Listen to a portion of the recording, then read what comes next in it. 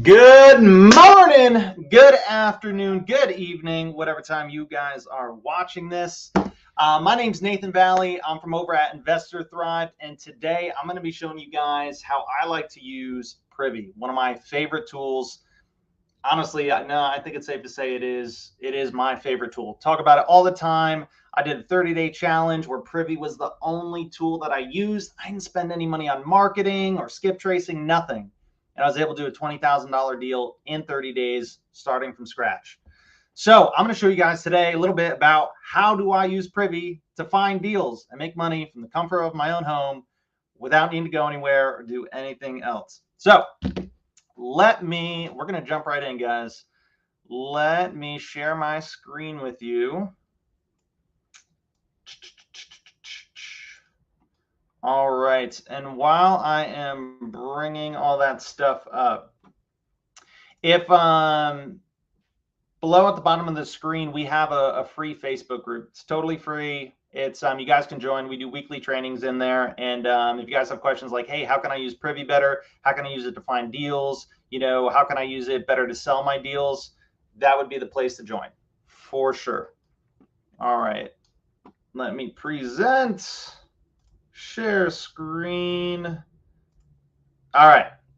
So first things first. Now that you guys can see my screen.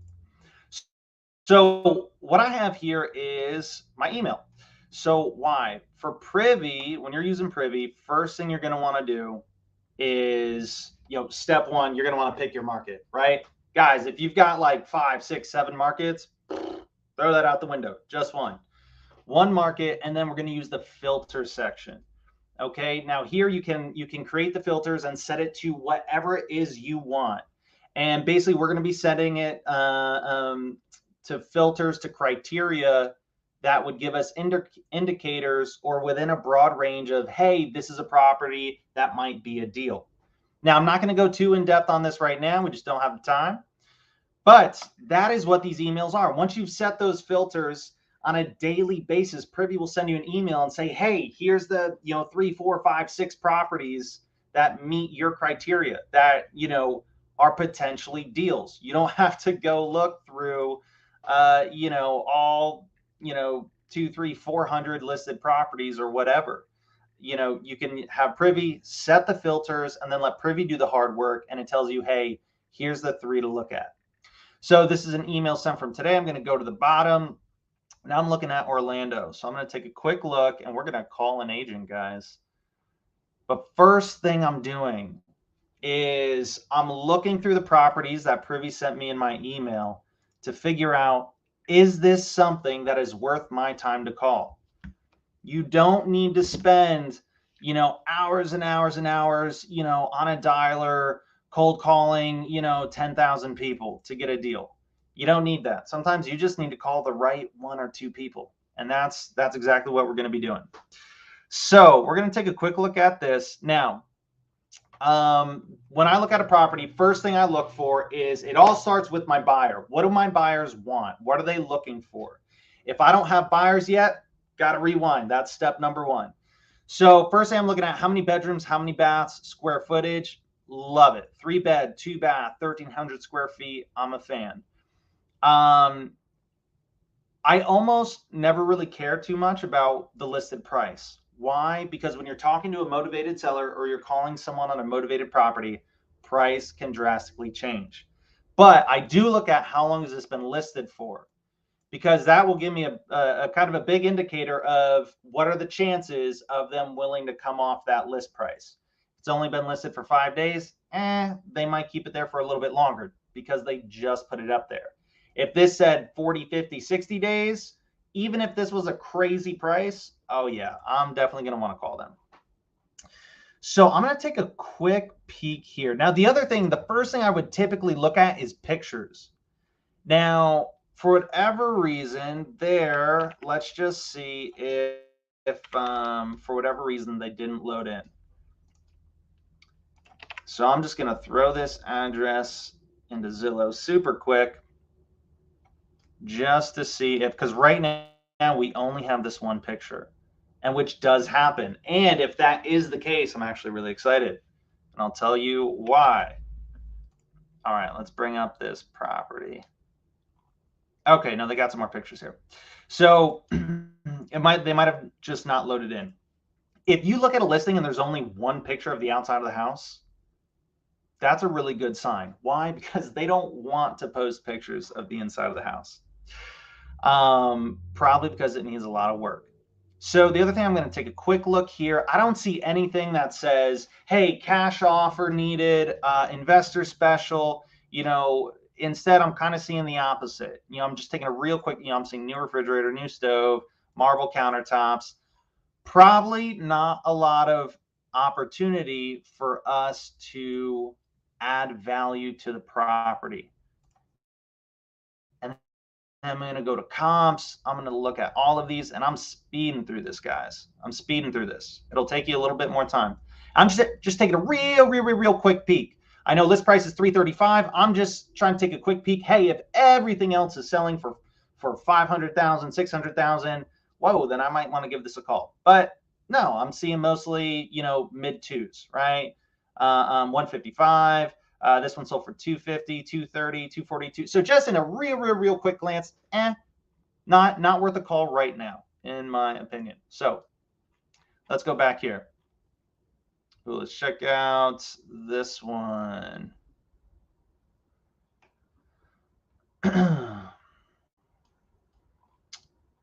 Oh, this one.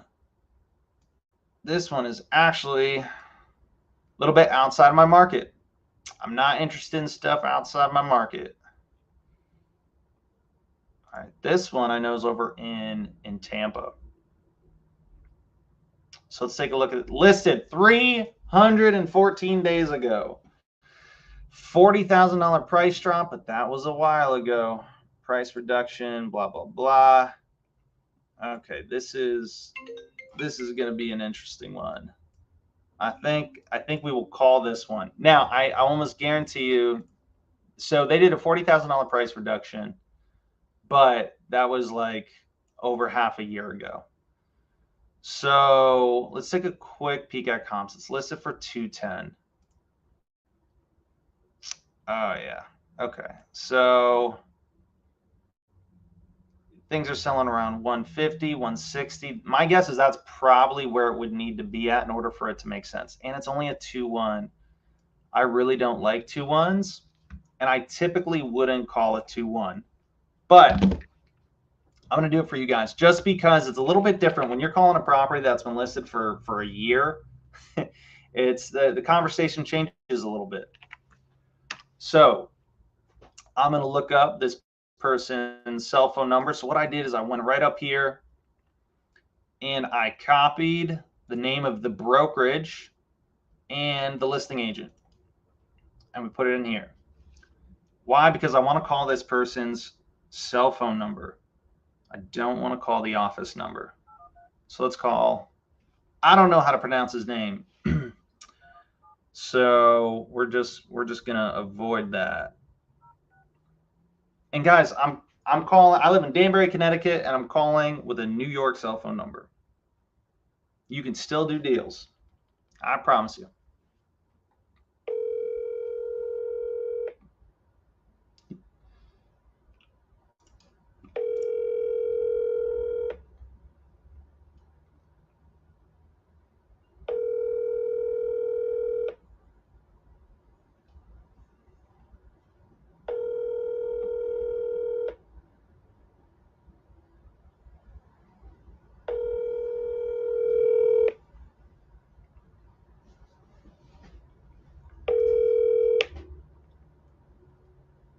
Please leave your message for. All right, we're gonna call him one more time.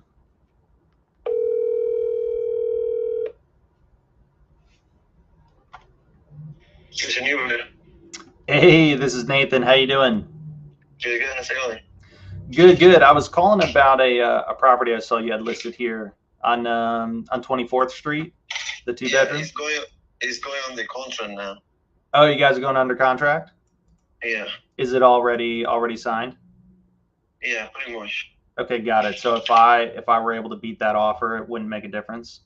No. Yeah. Got it. Is did it Can I ask how long their inspection period is? 7 days. Okay, perfect. And if I were to make an offer that was just kind of in the background, in case that fell through for whatever reason, what price would I need to match in order for if that offer fell through and then you could just pick up mine? What? Well, before you submit an offer, you have to go see the house. Right, right. I'm saying what before I kind of do that because I don't want to waste your time. Of course, don't want to waste mine. I know they already got an offer. So you have to submit your highest and best, and you go from there. If it's a get aceite or you get a kind of offer or something, you know. Right. And if I were to walk the property and if my offer were to be competitive with the one that they have right now, what price would it need to be at? And I'm gonna tell you, you have to submit your highest and best, and I present it. If you get a kind of offer, you're good. If not, then you know. Got you it. have to go by. You know, I'm the property listed for 210. We're trying to get the most as possible for that. Yeah. Right. No, totally understand. Well, I guess I look at a lot of properties. I don't have a ton of time, so and again, like I never want to make an offer that would insult you or the sellers, and you know, of course, I don't want to waste my time. No one's gonna take this so personal, so it's just business, you know. Right. You submit your highest and best. If you get rejected, if you don't get a chase or a counter offer, it's because it's not interested in your offer. If you get a counter offer, then you start playing ball with the seller until you guys agree or something. Right. Well, I guess I'm just trying to figure out if we're even in the same ballpark. That's why, you know, I know you already got an accepted offer on the table. I'm sure it'll probably go through no problems. But, you know, just so I have an idea so that I know if it's even worth my time, you know, to make an offer or if it would just be wasting your time and theirs. You know, are you able to just kind of give me a rough price? That's the first step. The first step to go see the house. That way you know what to offer. And you know where we're coming from, you know, at the listed price. Right, but you already have an offer on the table. So, you know, to be totally honest, I'm not going to take that time out of my day if I don't even know. Because if you were to tell me right now, if you were to tell me right now that they wouldn't accept anything under 210, then, you know, hey, totally understand. No, but he's a little flexible. How much is up to him? He might be telling me today I'm flexible, tomorrow I'm not. Either way, the other way around, the same way, you know, because it happened from the past too. Got it. So if I were to walk the property and my offer was somewheres in the 120 to 140 range, you know, I should still just make an offer. No, you're not even having a chance. The house is listed for 210. How you gonna go more than 50% or somewhere 60% of the asking price? You're wasting your time, basically, you know? Got it. So it sounds like I'd probably need to be at least what 170, 180 is my guess. No. Oh, well, higher. Yeah, higher. Yes. Oh, got it. Well, I'll tell you what. Let me take a closer look on my end. If I think it's worth my time, I'll reach back out. If I think I can get close. You have to be interested in order to go see it first. Then, you know. Right. That's what I'm saying. Let me take a closer look and see if it's something I'm interested in. And if it is, I'll give you a call back. And if not, you know, hey, totally okay. You know, it sounds like you guys got it sold anyways.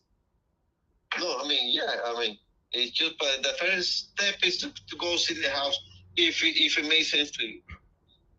All right, sounds like a plan. Let me take a closer look and I'll reconnect with you. All right. All right. Take care. Bye-bye. Boom! That's what I'm talking about, guys. All right, let's man, and I hope you guys recognize I'm trying to make this as quick as possible for you guys. So normally I would take a little bit more time with him, but I was trying to get on and off. So one, how do you handle an agent that's being difficult with you and doesn't want to give you any information? Right there, that's exactly how we do it. So did you see how he didn't want to tell me anything about price or offer or anything like that, right? And we kept asking in different ways. Hey, where would I need to be at to be competitive? Hey, what price, you know, if I were to make a backup offer, what price would I need to match in order to, you know, so that if the offer fell through, we could just pick up with mine? What price would I need to match? So I was trying to get him to tell me exactly what the offer price was. And he was giving me nothing. No, you need to look at the house, and you look at the house, and you look at the house. And so I said, okay, got it. Well, I just want to make sure we're in the same ballpark before I waste anyone's time. I don't want to make an offer that would insult you or the seller. And then what do? I anchor low. I said, hey, if I were to walk the house, and if my offer were to be in the 120 to 140 range, and what does he do? He like cuts me off and he's like, no, you wouldn't even be close. And I said, oh, okay, got it. Right. So he already, boom, he just gave you a ton of information as far as what price is the contract at. 2, I then follow up higher. I said, oh, okay, got it. My guess is I would need to be at 170 to 180 in order for, in order for it to make sense for the seller. What does he come back with? No. So guys, he's like, no, not a chance. And guys, that's all good information. Because what did he pretty much told us it's at like 190 or 200, probably at 200, or right there at the asking price. But now we're able to look at the property with much, much better information, and they already have an accepted offer. So what I would do is I would take a real quick peek, and if I didn't think I could get anywhere as close to 190 or 200, which at a real quick glance in the comps, my guess is probably not. But if I didn't think I could get anywhere as close to 190 or 200, then what I would do is I would put this to the side. I would wait 7 days and I would call him back next week. So what, today's Tuesday? So I would call him back on Wednesday or Thursday, probably Thursday next week. And I'd say, oh, hey, how are things going with the property? Is that offer still on the table? Because by then we'll know if it fell through or, if they pass inspection and they're going to be making it to close. So guys, that conversation I think was 4.5 minutes, one phone call. We were able to find out probably within about $10,000 as to what the exact offer is they have on the table. We already know somebody else is interested in the property. Someone's looking to buy it. And 3, this is a hot lead. I would follow up with this for sure. If this were to fall through, your chances of getting this deal and getting it at the price that you need it at are going to be significantly higher. And guys, took me what, 5? It was the second property we looked at, third property we looked at. I mean, that's not including all these other ones from Privy, right? And this is just from today. So imagine instead of, let me bring this on over here. So instead of having to, let me pull this list of 10,000 records and let me now go spend another, $1,500 to skip trace all those records. And now let me sit on a dialer that I'm paying, $100 or $200 a month for. And then let me just sit here and cold call people that I have no clue if they have any interest in selling. Well, why don't I just use Privy, save a couple $1,000, and just call one person that I know is interested in what I have to offer? That's how I like to spend my time. And guys, if you are struggling to get your first deal, that is the fastest way. That is the most effective way and the most cost-effective way. It cost me no money to call that person. I didn't have to skip trace him. I didn't have to do anything. He didn't say anything about my number being from New York. He didn't ask me, if I'm in Danbury. I've had agents do both. Neither one's an issue because you're dealing with a real estate agent. So guys, this is by far the fastest way to do a deal. You can do it from your home, and there's so many opportunities. So I hope you guys were able to get a bunch out of today. We went through that lightning fast. Again, if you want to learn a little bit more about kind of what we do, if you want to know the fastest way to get your first deal and or your next deal and to do it in the most profitable way possible, check out our free Facebook group. The link should be down below. It's, I think the link, I will throw it in here for you guys. But Privy is one of the tools that we use probably more than anything. And guys, it is worth every single penny. So if you don't have Privy, come on, what are you doing? Go sign up now. I don't know if they're going to keep it at the same price forever. To be totally honest, I think it's one of those tools to where it is a steal of a deal. Um, as far as return on investment, for $97 a month, you can do a $10,000 deal, $20,000 deal. I don't know too many other tools that give you the opportunity to do that for just $97 a month. So, guys, with that being said, have an amazing week. Thanks for spending the time with me. Hope to see you all soon, and hope to see you guys at the Facebook group. Take care, guys. Have an awesome one.